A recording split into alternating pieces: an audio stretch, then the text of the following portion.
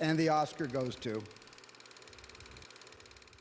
Practically all the studio heads during the golden age of Hollywood were Jewish. Despite this, they were often afraid of broadcasting their heritage to the nation. As immigrants, they wanted to assimilate into American culture. They also didn't want to hurt business in Germany before the Second World War, and didn't want to feel the wrath of American anti-Semitism after it. The only big Hollywood producer and studio executive who wanted to tackle anti-Semitism in the mid-late 1940s was 20th Century Fox's Darryl Zanuck, a Gentile. After he was mistaken for a Jew and denied entrance into the Los Angeles Country Club, Zanuck became so infuriated with the prejudice that he was determined to make a film condemning anti-Semitism.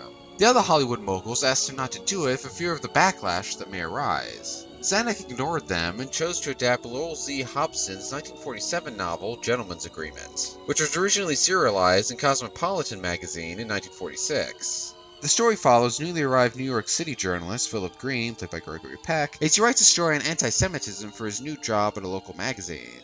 The magazine's publisher, played by Albert Decker, is passionate about the story. He wants Phil to get to the heart of the issue and find an interesting angle that goes beyond facts and figures. Phil spends weeks racking his brain on how to do this. He's not content finding the answers through the reading of statistics and relaying the experience of others. He wants to find the answers in his own guts, and not somebody else's. On the coal mine series, I didn't sit in my bedroom and do a lot of research, did I?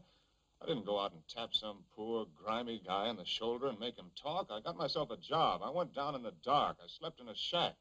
I didn't try to dig into a coal miner's heart. I was a miner.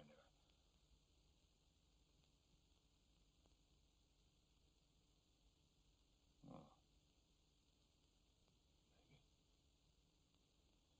Maybe. I got it. The lead, the idea, the angle. This is the way. It's the only way. I'll be Jewish. All I got to do is say it. Nobody knows me around here.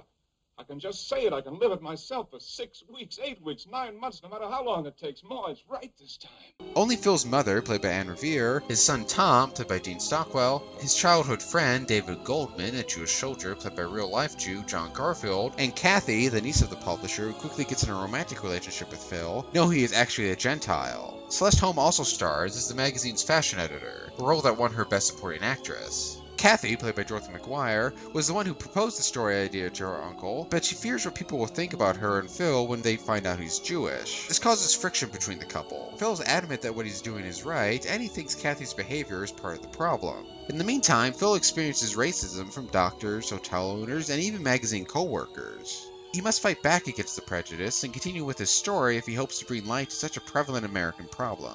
I applaud Zanuck for taking on a subject that scared everyone else in Hollywood, and for doing it so subtly and three-dimensionally. Director Elia Kazan, who won Best Director for this film, doesn't portray anti-Semites as crazed, foamy-at-the-mouth monsters, but as regular people. Regular people acting like total jerks, mind you, but they feel like racists you would meet in real life, and not fictional boogeymen. Also, it is made clear that vocal and obvious anti-Semites aren't the only issue. Those who stand idly by while racists get away with their acts of prejudice are to blame too. This is what drives Kathy's story. Kathy thinks she's not anti-Semitic, but she's cautious about letting people believe Phil is Jewish. After Tom is picked on by school kids for being Jewish, Kathy tries to reassure him by saying it's okay because he's not really Jewish. You've only assured him that he's the most wonderful of all creatures, a white Christian American. You instantly gave him that lovely taste of superiority, the poison that millions of parents drop into the minds of millions of children. You really do think I'm an anti-Semite? No, I don't, Kathy. You do. You've thought it secretly for a long time. No, it's just that I've come to see that lots of nice people who aren't, people who despise it and detest it and deplore it and protest their own innocence, help it along and then wonder why it grows. People who'd never beat up a Jew or yell kike at a child. People who think that anti-Semitism is something away off in some dark crackpot place with low-class morons. That's the biggest discovery I've made about this whole business, Kathy. The good people, the nice people. Even other Jews seem leery of showing their true heritage and standing up for themselves. Phil's secretary, played by June Havoc, changed her name from Estelle Walowski to Elaine Wales after her initial job application to the magazine was turned down when using her real name. Elaine is happy to assimilate and sometimes acts as bad as Kathy. Mr. Green, you don't want things changed around here, do you? Even though you are a writer, and it's different for writers. Different for writers, how? Well, I mean, just let them get one wrong one in here, and it'll come out of us. It's no fun being the fall guy for the kikey ones. Now, look, Miss Wales. We've got to be frank with each other. You have a right to know right now that words like yid and kike and kikey and nigger and coon make me kind of sick no matter who says them. This angle with people like Kathy and Elaine is good, and something I hadn't seen before in films dealing with racism.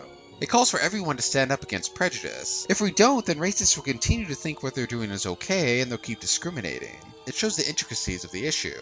This really comes through during the last 30 to 45 minutes. By the time we get to this well-done section of the film, though, it's too late to save it from the other hour and 15 minutes that plodded along a little too slowly, a romance that lacked chemistry, and a story that doesn't do enough with its anti-Semitism plot. After the film takes a half hour for Phil to even come up with this idea of posing as a Jew, and when we're not wasting time on a pointless subplot involving his mother's poor health, most of the anti-Semitism we do see is really mundane. This works to an extent. It shows the everyday prejudice that still exists, and it makes the racism real and closer to home. Do you follow the Hebrew religion yourself, or is it that you just want to make sure? I've asked a simple question. I'd like to have a simple answer. Well, you see, we do have a very high-class clientele, and, well, naturally. Then you do restrict your guests to Gentiles? Well, I wouldn't say that, Mr. Green. But in any event, there seems to be some mistake, because we don't have a free room in the entire hotel. A few more big acts of racism would give this message film the proper punch it needed to be as powerful and memorable as it could have been. It needed more scenes, like when Dave nearly gets into a fight with a racist drunk he runs into at a restaurant. Would I still recommend the film? Yeah, probably. It falls short of its potential, but it's still talking about something important, it has a unique point of view, and the last quarter or so is really good. I wouldn't call it one of the greats, but it should definitely be checked out if you get the chance.